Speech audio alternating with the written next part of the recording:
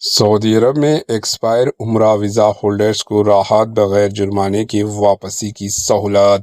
سعودی وزارت حج و عمرہ نے کہا ہے کہ مدت سے زیادہ مملکت میں رہ جانے والے و عمرہ زائرین جن کی ویزا ایکسپائر ہو چکے ہیں وہ 18 اپریل 2026 تک بغیر کسی جرمانے کے اپنے کنٹریز ملکوں کو جا سکتے ہیں۔ یہ اعلان ان زائرین کی ایک بڑی راحت ہے۔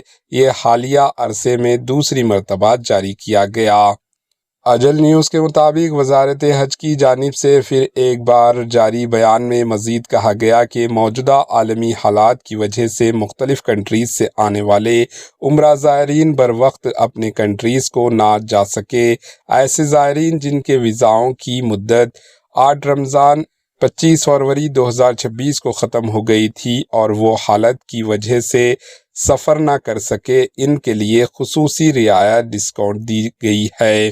وزارت حج و عمرہ کا مزید کہنا تھا کہ عمرہ زائرین کی سہولت کے لیے وزارت نے سول ایوی ایشن اور دیگر سرکاری اداروں کے اشتراک سے خصوصی آپریشن روم کو فعال کیا، جس کا مقصد عمرہ زائرین کو درپیش مشکلات کا فوری اور جامع حل پیش کرنا ہے۔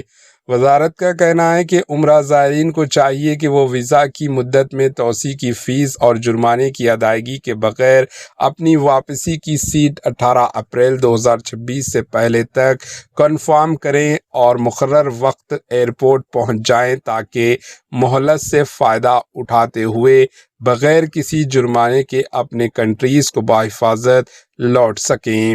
خیال رہے کہ مملکت کے قانون کے مطابق عمرہ ویزا پر آنے والے زائرین کے لیے لازمی ہے کہ وہ اپنی واپسی کو مقرر وقت پر یقینی بنائیں، بصورت دیگر جرمانہ عائد کیا جاتا ہے۔ Bureau report AHN news. AHN news کے YouTube چینل کو سبسکرائب کریں اور بیل آئیکن کو دبانا نہ بھولیں تاکہ آپ کو ہر نئی آنے والی ویڈیو کا نوٹیفیکیشن بر وقت مل سکے۔